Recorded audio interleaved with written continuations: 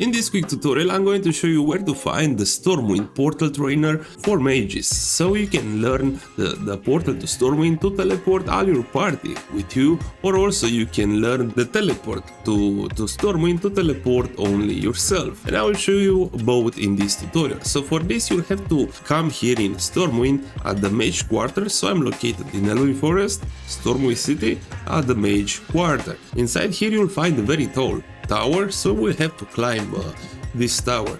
And to learn the teleport to Stormwind you must be a level 20 mage, and to learn the portal to Stormwind you must be level 40. And you may guess that you only if you are a mage you can learn these portals or teleports. So once you'll get into the mage tower you'll find right here a female. This is the NPC who will teach you these portals and teleports. Let's speak with her.